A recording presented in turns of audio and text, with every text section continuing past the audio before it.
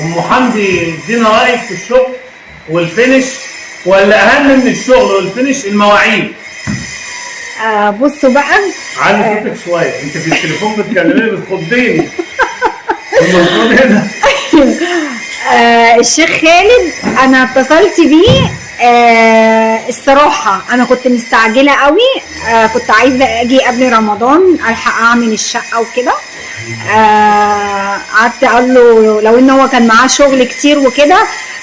بس قلت له ايه يعني املي فيك كبير الصراحه. وفعلا خلال يعني انا كلمته وانا بعمل المطبخ كان هيجي يركب الاسبوع اللي بعده. اول ما قلت له الصراحه جه. لو ان المطبخ بتاعي فيه شغل كتير الصراحه. جه وعمل، خد المقاسات وجه وركب زي ما انتم ما شايفين كده. بالنسبه بقى للشيخ خالد بجد والله العظيم مش عشان هو بيعملي او ان انا بصور او كده، لكنه بيعمل في بيته، عنده ضمير. مواعيده طبعا انا قلت لكم ضمير. امانه بامانه والله يعني بجد. انا حاسه ان هو ايه بيعمل في بيته. وعلى فكره في كل شغله كده انا عارفاه من على اليوتيوب. انا ما كنتش اعرفه، لكن انا اصلا عارفاه بردك من على صفحته على اليوتيوب. ولما كنت بشوف شغله من خلال شغله والمطابخ اللي عملها انا اتصلت بيه. وفعلا زي ما بشوفه وبشوف فيديوهاته، لما شفت بقى الواقع احسن بكتير. بتحسي ان حد يعني من اهلك هو اللي كل طلباتي بيعملها واكتر. لا والتفاصيل وتفاصيل بقى الشغل ولو الحاجه مثلا هتتعمل. لاحظ ان انت اتكلمت وصوتك طلع في الفيديو. لازم اقول الحق يا شيخ. بسم الله ما شاء ولو الله. الحاجه يعني بالنسبه له هيعملها هتبقى اسهل وهتبقى نفس النتيجه. لا هو يعمل الاصعب بس التقفيل احسن.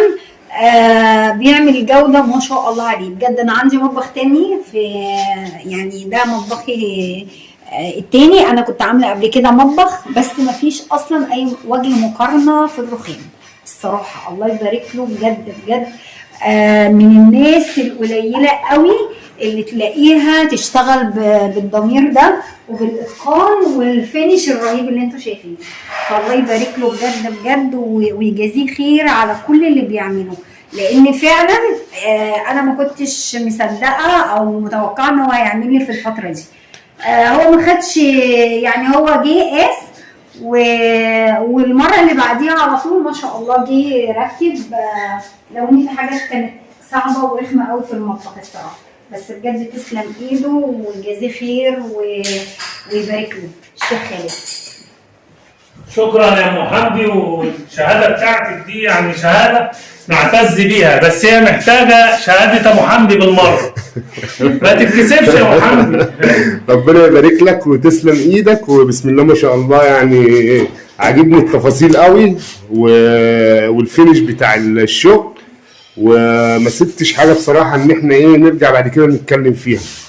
بسم الله ما شاء الله. يعني اللهم بارك. ربنا يبارك لك ويزيدك من فضله ويحبب الناس فيك. الله يكرمك. وعاجبني شغل الحوض قوي. تقفيل الحوض من تحت دي بعيد عن اي وجع قلب بصراحه. ربنا يبارك لك يا شيخ خالد وتسلم ايدك يا رب. لا والكونتر ده مش اي حد يعرف يعمله الا الشيخ خالد.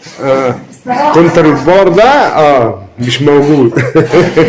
عند الشيخ خالد بس. حبيبي الكونتر ده سليم قطعه واحده سليمه. عرض 1.20 متر وفيها 10 هنا وفيها 4 هنا ملزوقين وجايين من المصنع ملزوقين. الطول 3 متر 66 سم. والطول ده على فكره اطول من طاوله الكوارتز. يعني دي طاوله واطول من الطاوله الطبيعيه. هي فيها جزء موصول انا عامل لها وصله، يعني واخد الطاوله سليمه وعامل لها وصله. وانا دلوقتي بعمل تحدي اللي يعرف الوصله مكانها فين يعني ممكن ابعت له 10 جنيه رصيد. اللي يكتشف في الفيديو وانا بصور الوصله في الكوانتر هنا موجوده فين، يعني هيبقى دي جايزه، بس انا مش عارف الجايزه دلوقتي ايه بصراحه.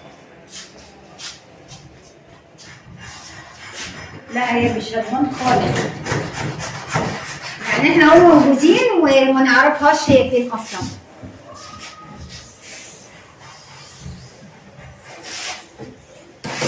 تسلم ايدك يا شيخ.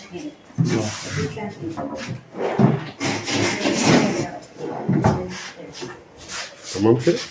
واي حاجه ام حمدي وابو حمدي، اي حاجه اي ملحوظه في اي وقت تتصلوا بيا اجي اعملها. يعني احيانا الخشب بيريح هنا ويعزل من دي. احيانا الخشب ده بما انه خشب في الصيف بيتمدد تقريبا وبينكمش بيتبرد بالحمضونه وينكمش بالحراره، فدي بتبقى لازقه هنا بقوه، فممكن ده احيانا يفصل من هنا بعد شهرين ثلاثه، فانا باجي بقفله تاني. الكلام ده عملته عند ناس كتير. واحيانا الاسمنت الابيض ده، في اسمنت ابيض اوقات بيبقى مغشوش، ده الموضوع ده منتشر في مصر وبوظ شغل كتير عند ناس ارضيات كانت راكبه باسمنت ابيض وفك. برضه ده لو حصل هنا عند الميه ان هو فك، انا برضه باجي اعمله مع انها مش غلطتي، بس باجي اعمله تاني. لا هو دي من الامينه. والف مبروك على ابو حمدي وام حمدي. الله يبارك لك، الله يبارك لك.